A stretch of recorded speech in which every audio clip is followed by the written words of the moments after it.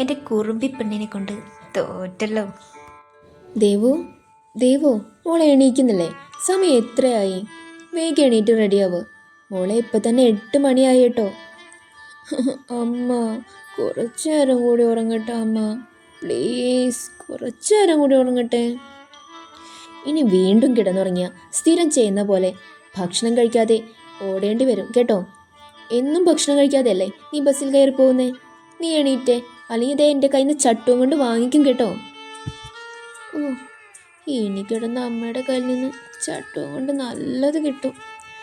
അതുകൊണ്ട് വേഗം എണീറ്റ് കുളിക്കാം എന്ന് പറഞ്ഞ് ദേവ് കുളിക്കാൻ ഓടിക്കയറി. പതിവ് പോലെ കുളിച്ച് റെഡിയായി കഴിഞ്ഞപ്പോൾ തന്നെ ബസ്സിനുള്ള സമയമായി എന്നും പറഞ്ഞ് ദേവു ഭക്ഷണം കഴിക്കാതെ ഓടി.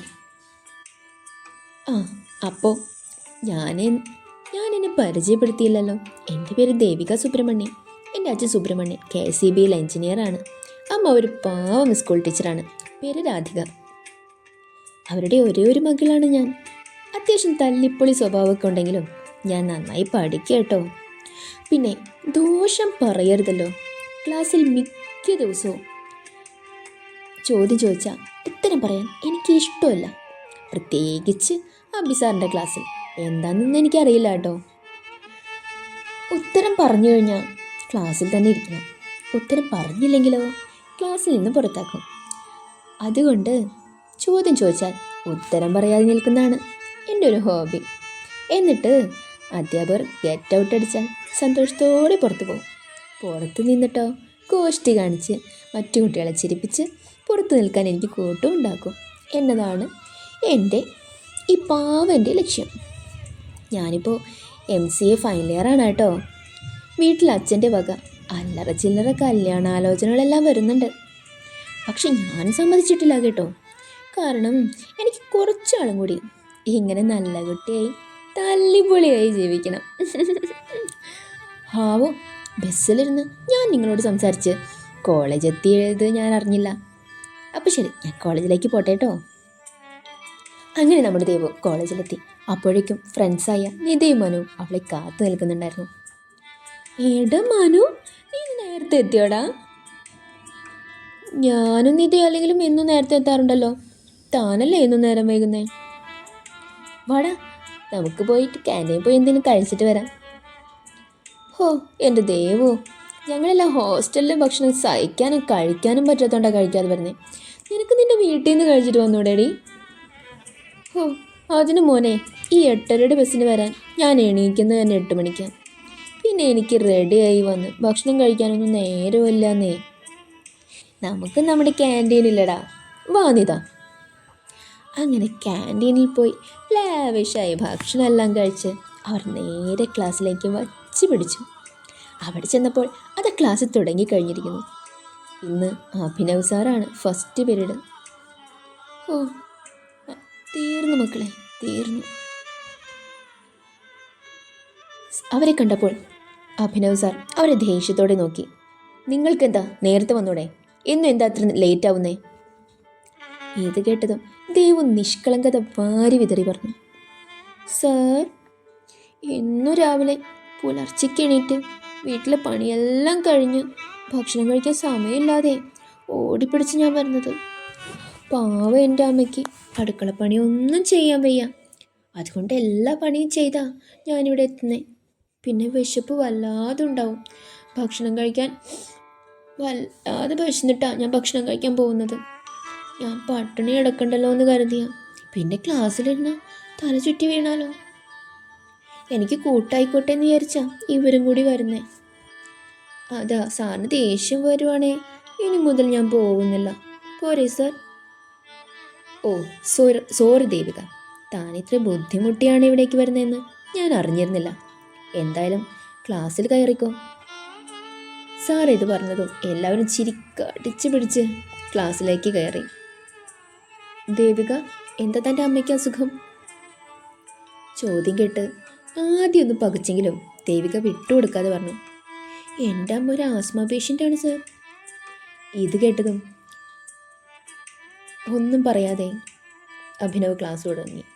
അതിനിടയിൽ ദേവു പതിയെ പറഞ്ഞു, എൻ്റെ ആസ്മ മുത്തപ്പ, ആവശ്യ സമയത്ത് ഇങ്ങനെ ഒരു പേര് ഓർമ്മിപ്പിച്ചതിന് നന്ദി. അത് കേട്ട് അവളുടെ ഫ്രണ്ട്സ് ചിരിക്കടിച്ച് പിടിച്ചിരുന്നു. ക്ലാസ് കഴിഞ്ഞ് പോകുമ്പോൾ അഭിനവ് സർ ദേവികയെ വിളിച്ചു. ദേവിക, ഒന്ന് വരൂ. വിളി കേട്ടതും ഇനി ആസ്മയെക്കുറിച്ച് വല്ലതും ചോദിക്കാനാവോ ഈശ്വര? എനിക്കാണെങ്കിൽ ഇതിനെക്കുറിച്ച് വലിയ അറിവില്ല. എന്തായാലും പോയി നോക്കാം. നിഷ്കളങ്കത വാരി വിതറി ദേവു സാറിൻ്റെ അടുത്തേക്ക് പോയി. ദേവിക, താൻ KCBയിലെ സുബ്രഹ്മണ്യൻ്റെ മകൾ തന്നെയല്ലേ? ചോദ്യം കേട്ടതും ദേവു പകച്ച് പണ്ടാരടങ്ങി നിന്നു. പിന്നെ രാധിക ടീച്ചർക്ക് ആസ്മരോഗമുള്ളതായി ഞാൻ ഇതുവരെയായിട്ടും അറിഞ്ഞിട്ടില്ല കേട്ടോ എന്നുകൂടി അഭിനവ് കണ്ണടച്ച് കാണിച്ച് പറഞ്ഞതും മെല്ലെ അവിടെ നിന്ന് പോയി. ഈശ്വര, സാറിന് എൻ്റെ അച്ഛനമ്മയെ അറിയായിരുന്നു എന്നാലോചിച്ച് അവൾ അന്തം വിട്ട് സ്തംഭിച്ചവിടെ നിന്നു. ദിവസങ്ങൾ കഴിഞ്ഞു പോകെ ദേവു പരമാവധി സാറിൻ്റെ ക്ലാസ്സിൽ നേരം വൈകാതെ ടൈമിന് വരാനും ക്ലാസ്സിൽ ശ്രദ്ധിക്കാനും തുടങ്ങി. ഉത്തരം പറയാനും ശ്രമിച്ചു. പക്ഷേ ബാക്കിയുള്ള ക്ലാസ്സിൽ എല്ലാം ഉത്തരം പറയാതെ പുറത്തിറങ്ങലും ക്ലാസ് കട്ട് ചെയ്ത് സിനിമയ്ക്ക് പോക്കും എല്ലാം ചെറിയ രീതിയിലുണ്ടായിരുന്നു. പക്ഷേ എപ്പോൾ ക്ലാസ് കട്ട് ചെയ്താലും അവളുടെ അച്ഛനറിയും. അമ്മയോട് പറയരുതെന്ന് പറഞ്ഞ് അച്ഛനോട് സെറ്റാക്കി വെച്ചിരിക്കാം. ഒരു ദിവസം അച്ഛൻ പറഞ്ഞു, മോളെ, നമുക്ക് നാളെ ഒരു ഫംഗ്ഷൻ ഉണ്ട് കേട്ടോ. മോൾക്ക് ഫംഗ്ഷൻ ഇടാൻ വേണ്ട ഡ്രസ്സും മറ്റുമൊക്കെ വാങ്ങിക്കണമെന്നുണ്ടെങ്കിൽ അമ്മയോട് ചോദിച്ചോളൂ കേട്ടോ. പിന്നെ പർച്ചേസ് എന്ന് പറഞ്ഞ് വല്ലാതെ വൈകരുത് കേട്ടോ ദേവുട്ടി. ഓക്കെ അച്ഛേ, പർച്ചേസ് കഴിഞ്ഞ് ഞാൻ നേരത്തെ വരാം കേട്ടോ. എന്ത് ഫംഗ്ഷൻ അച്ഛേ? അത് എൻ്റെ ഒപ്പം വർക്ക് ചെയ്യുന്ന വാസുദേവിൻ്റെ മകൻ്റെ കല്യാണമാണ്. അവൻ എൻ്റെ കോളേജിൻ്റെ ഓണറാണ് കേട്ടോ. കോളേജ് മാത്രമല്ല, കോളേജിൻ്റെ അടുത്തുള്ള ഹോസ്പിറ്റലും അവൻ്റെ തന്നെയാണ്. സ്വന്തം പ്രയത്നം കൊണ്ട് ഒത്തിരി ഉയരങ്ങളിലെത്തിയ മോനാണ് അവൻ. അച്ഛൻ പേടിക്കണ്ട, അച്ഛൻ്റെ മോളും സ്വന്തം പ്രയത്നം കൊണ്ട് ഉയരങ്ങളിലെത്തും. ശരിക്കും ഞാൻ വലിയ സംഭവം അച്ഛേ. അല്ലെങ്കിൽ എനിക്കറിയാം എൻ്റെ മോളൊരു സംഭവമാണെന്ന്. ഞാൻ പറയണോ? അപ്പോൾ ശരി അച്ഛൻ പോട്ടെ മോളെ എന്ന് പറഞ്ഞ് അവളുടെ കവിളിലൊരു മുത്തം കൊടുത്ത് സുബ്രഹ്മണ്യൻ ജോലിക്ക് പോയി. ശരി അച്ഛേ, വൈകിട്ട് കാണാം എന്ന് പറഞ്ഞ് അവളും അച്ഛന് ഒരു ഉമ്മ കൊടുത്തു. എന്നിട്ട് റൂമിലേക്ക് ഓടി. ഇത് കണ്ടുകൊണ്ടാണ് അവളുടെ അമ്മ രാധിക വരുന്നത്. പുന്നാര മോളെ പുന്നരിച്ച് വഷളാക്കി വെച്ചിട്ടുണ്ട്. കെട്ടിച്ച് വിടേണ്ടതാണെന്ന് ഓർത്തോ കേട്ടോ ചേട്ടാ. എൻ്റെ മോളെ രാജകുമാരിയെ പോലെ നോക്കുന്ന ഒരു രാജകുമാരനെ കൊണ്ടേ വിവാഹം കഴിപ്പിക്കുള്ളൂ. എൻ്റെ മോള് സന്തോഷത്തോടെ സ്വാതന്ത്ര്യത്തോടെ നടക്കട്ടെ രാധികയെ. നമ്മുടെ അടുത്തല്ലേ അവൾക്ക് ഇത്ര സ്വാതന്ത്ര്യത്തോടെ ജീവിക്കാൻ കഴിയൂ എന്ന് പറഞ്ഞ് സുബ്രഹ്മണ്യൻ ജോലി സ്ഥലത്തേക്ക് ഇറങ്ങി. അദ്ദേഹം പോകുന്നത് നോക്കി രാധിക വീടിൻ്റെ ഉമ്മർത്ത് നിന്നു. തുടർന്ന് വേഗം പണികൾ ചെയ്ത് തീർത്ത് ജോലിക്ക് പോയി. അടുത്ത ദിവസം ദേവു ഫംഗ്ഷന് പോകാനായി റെഡിയായി വന്നു. ഒരു റെഡ് കളർ ഗൗണിൽ അവൾ സുന്ദരിയായി ദേവതയായി വന്നു. അച്ഛൻ്റെ മോളെ ഇപ്പോഴെങ്കിലും ഇത്തിരി സുന്ദരിയായി കണ്ടല്ലോ. എന്തു പറ്റി ഇന്ന് ജീൻസും ടോപ്പ് ഇടാതിരുന്നത്? ഒന്നുമില്ല അച്ഛാ, ഇന്ന് ഇത്തിരി സുന്ദരിയായിട്ട് ഇറങ്ങാലോ എന്ന് കരുതി. കുറച്ച് പൂവാലന്മാരൊക്കെ വെറുതെ ഒന്ന് വായി നോക്കിക്കോട്ടെ എന്ന് വിചാരിച്ചു. പാവം ഞാൻ. രാധികയെ, മോളുടെ എൻ്റെയും കൂടി ഒരു ഫോട്ടോ എടുത്തേ. എപ്പോഴെങ്കിലും മാത്രമേ എൻ്റെ മോളെ ഇങ്ങനെ സുന്ദരമായി അണിഞ്ഞൊരുങ്ങി കാണാൻ കിട്ടൂ.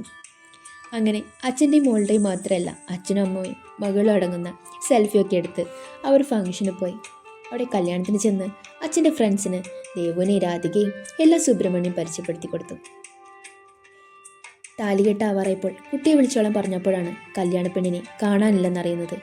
ഒരു കത്തെഴുതി വെച്ച് കല്യാണ പെണ്ണ് കാമുകനൊപ്പം പോയിരിക്കുന്നു. വാസുദേവൻ്റെ മകനാണെങ്കിൽ ഇന്നും വിവാഹം നടന്നിട്ടില്ലെങ്കിൽ പിന്നെ 10 വർഷം കഴിഞ്ഞ് വിവാഹത്തിന് യോഗമുള്ളൂ എന്ന്. തുടർന്ന് എല്ലാവരും വലിയ വിഷമത്തിലായി.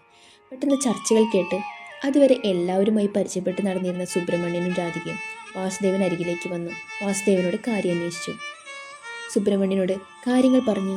ഇനി മകൻ്റെ വിവാഹം നടന്നിട്ടില്ലെങ്കിൽ 10 വർഷം കഴിഞ്ഞിട്ടേ മോന് വിവാഹയോഗമുള്ളൂ എന്ന് സങ്കടം പറഞ്ഞു നിൽക്കുമ്പോഴാണ് പെട്ടെന്ന് ദേവുവിനെ വാസുദേവൻ ശ്രദ്ധിക്കുന്നത്. സുബ്രഹ്മണ്യ, എനിക്ക് നിൻ്റെ മകളെ എൻ്റെ മകൻ്റെ ഭാര്യയായി തരുമോ? നിൻ്റെ മോളെ സ്വന്തം മോളെപ്പോലെ നോക്കിക്കോളാടാ. എനിക്ക് തരുമോ അവളെ? ഇത് കേട്ടതും സുബ്രഹ്മണ്യൻ സ്തംഭിച്ചു നിന്നു. ഇത് കേട്ട് വാസുദേവൻ്റെ ഭാര്യ ഭാനു അവിടേക്ക് വന്നു. രാധികയോട് ചേർന്ന് നിന്നു. മോളെ എനിക്ക് തന്നേക്കാവോ രാധികയെ? അവളെ ഞാൻ പൊന്നുപോലെ നോക്കിക്കോളാം എന്നുകൂടി പറഞ്ഞതും സുബ്രഹ്മണ്യനും രാധികയും ദേവുവിനെ നോക്കി. അവൾക്ക് എന്തു പറയണമെന്നറിയാതെ നിന്നുപോയി. ആ സമയം മറുത്തൊന്നും പറയാൻ കഴിയാതെ അവൾ നിന്നു. വാസുദേവനെയും കുടുംബത്തെയും അത്രയും നന്നായി അറിയാവുന്നതുകൊണ്ട് സുബ്രഹ്മണ്യൻ അവളെ വിവാഹം കഴിച്ചു കൊടുക്കാമെന്ന് പറഞ്ഞു. മറുത്തൊന്നും ദേവു പറഞ്ഞതുമില്ല. ഉടനടി വീട്ടിൽ നിന്ന് അവളുടെ നല്ലൊരു പട്ടുസാരി സുബ്രഹ്മണ്യൻ എടുത്തുകൊണ്ടുവന്നു.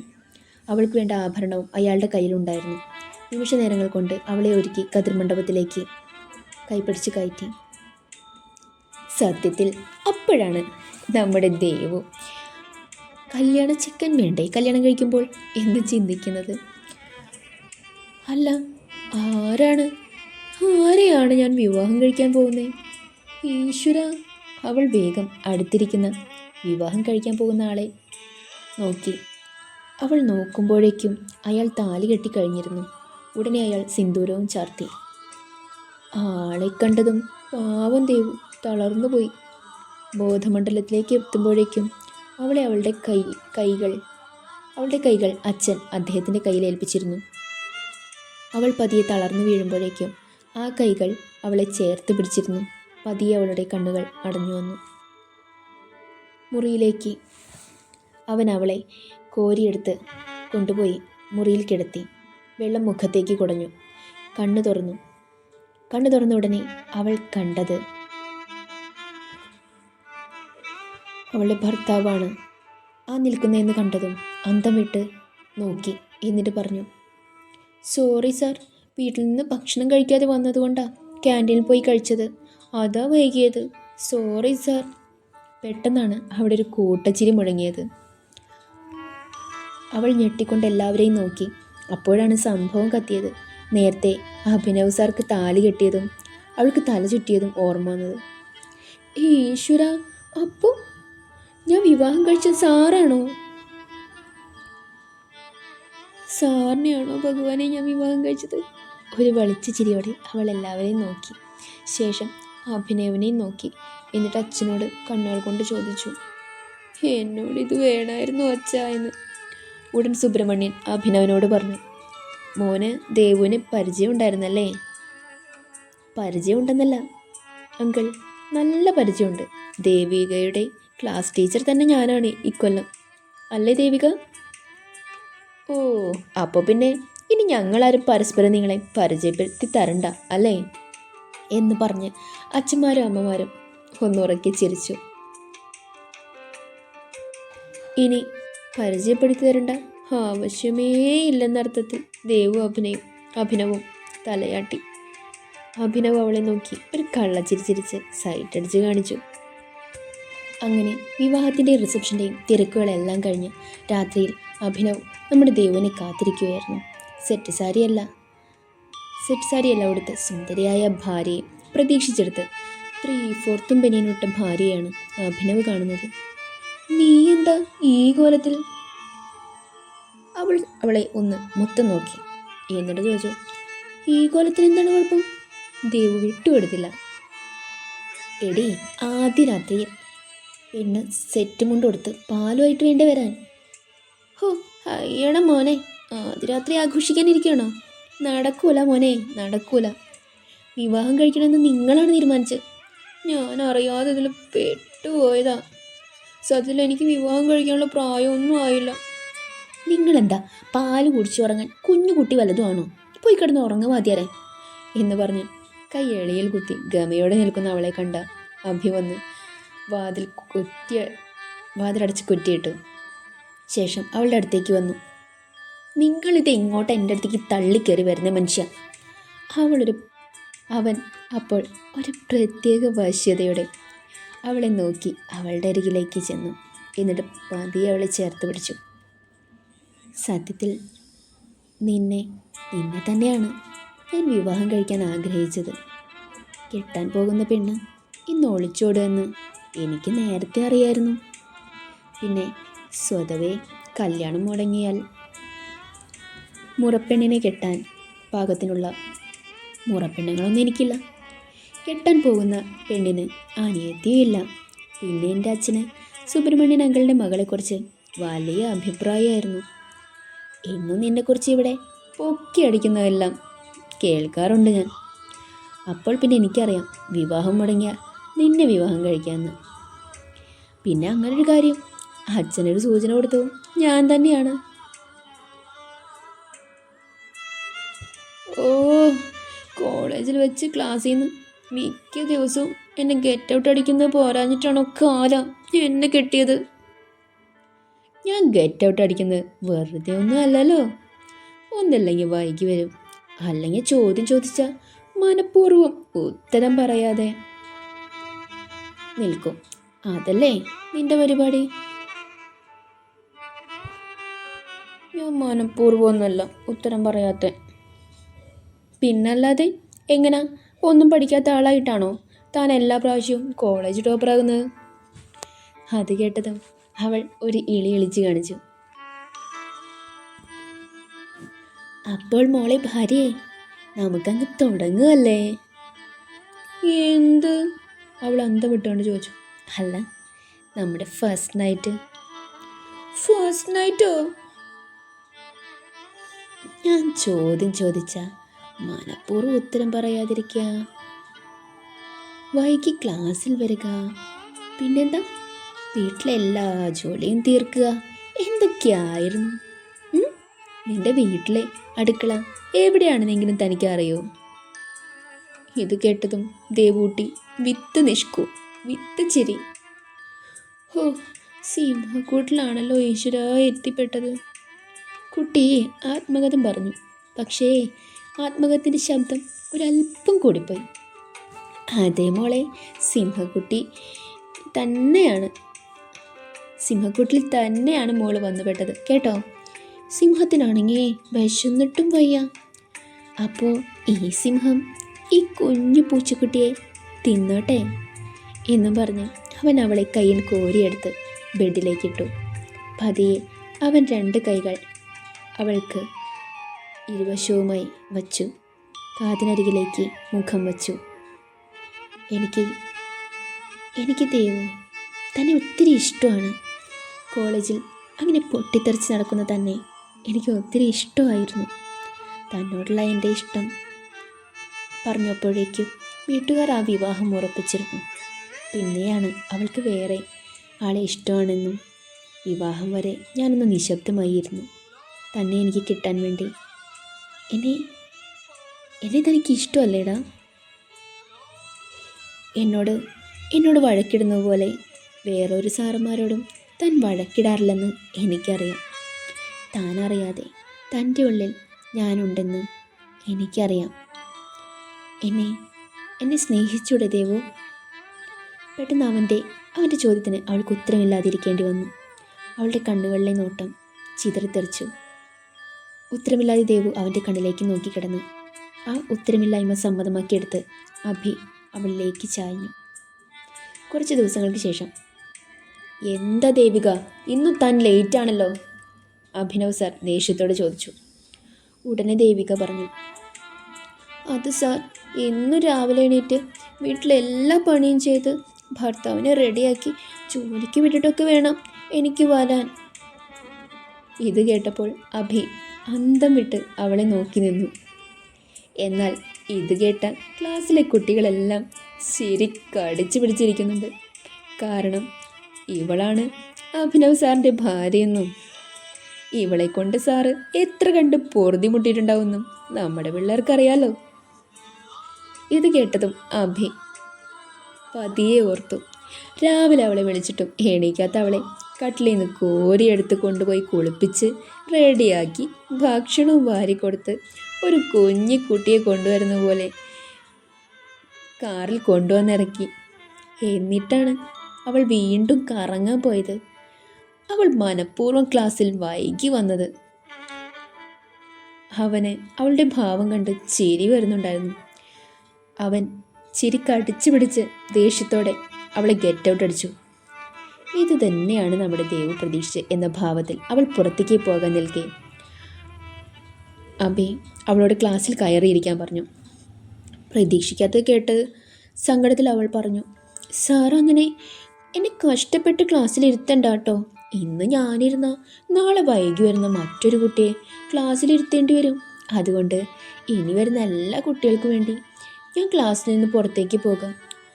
ആ ഈ ജീവിതം കൊണ്ട് ഇത്രയൊക്കെ ഉപകാരേ ഒരു മനുഷ്യന്, ഈ മനുഷ്യന്, ദേവു എന്ന മനുഷ്യന് ചെയ്യാൻ പറ്റും എന്നും പറഞ്ഞ് ഇല്ലാത്ത കണ്ണുനീരും തുടച്ച് അവൾ പുറത്തേക്ക് പോയി. ഇതും കണ്ട് എല്ലാവരും അന്തം വിട്ട് അവളെ നോക്കി നിന്നു. ഹോ, എൻ്റെ ദേവു, നിന്നെക്കൊണ്ട് ഞാൻ തോറ്റു എന്ന് മനസ്സിൽ പറഞ്ഞ് അഭിനവ് ക്ലാസ് തുടർന്നു. നമ്മുടെ ദേവൂട്ടിയോ ക്ലാസ്സിൽ കറങ്ങി അടിച്ച് നടക്കാനും തുടങ്ങി. വൈകിട്ട് പോകാൻ നേരം കോ ഡ്രൈവിംഗ് സീറ്റിൽ ദേവൂട്ടിയെ കണ്ട് ഉടനെ അവളുടെ 2 കവളിലും കൈ ചേർത്ത് വെച്ച് അവളുടെ അധരങ്ങളിലേക്ക് അഭി ആഴ്ന്നിറങ്ങിയ ശേഷം അവളുടെ അധരത്തിൽ ഒരു കടിയും കൂടി കൊടുത്തു. അവൾ പിന്നെ അവൻ കടിച്ചതിന് പിണങ്ങി മിണ്ടാതിരുന്നു. വീട്ടിലെത്തിയതും ഭാനുമാ ഭാനുമാ, അതെ ഈ അഭി ഉണ്ടല്ലോ, ഈ അഭി സാർ എന്നെ കടിച്ചു. ഭാനുമയോടും വാസുച്ചനോടും അവൾ പരാതി പറഞ്ഞു കൊടുത്തു. വാദ്യാര് ഞാൻ ക്ലാസ്സിൽ വൈകി ചെന്നതിന് എന്നെ കടിച്ചെന്ന് നിങ്ങൾ കേൾക്കുന്നില്ലേ? ഉടനെ അവളോട് പറഞ്ഞു, നിന്നെ കുളിപ്പിച്ച് ഭക്ഷണം തന്ന് റെഡിയാക്കി കൊണ്ടുപോയിട്ട് ക്ലാസ്സിൽ ടൈമിന് നിനക്ക് കയറാൻ വയ്യല്ലേ? നീ ഇന്നേ വരെ എൻ്റെ ക്ലാസ്സിൽ ഇരുന്നിട്ടുണ്ടോ? മിനിമം പുസ്തകമെങ്കിലും തുറന്നിട്ടുണ്ടോ? നിനക്ക് ബാക്കിയുള്ളത് നിനക്കിത് ഇപ്പോൾ തരാം എന്ന് പറഞ്ഞ് അവൻ അവളുടെ അടുത്തേക്ക് ഓടിയതും ദേവു അവിടെ നിന്ന് മുറിയിലേക്ക് ഓടി. ഒപ്പം വിളിച്ചു പറയുന്നുണ്ടായിരുന്നു, അയ്യോ ഈ കാപാലികൻ എന്നെ പീഡിപ്പിക്കുന്നേ. അവർ പോകുന്നത് നോക്കി എല്ലാവരും ചിരിയോടെ നിന്നു. ഇത് കണ്ട് ആർക്കും ഒരു കൂസലും ഉണ്ടായില്ല. കാരണം ഇവിടുത്തെ സ്ഥിരം കാഴ്ചയാണ്. അവർ അങ്ങനെ അടിച്ചു പൊളിച്ച് സന്തോഷത്തോടെ ജീവിക്കട്ടെ അല്ലേ?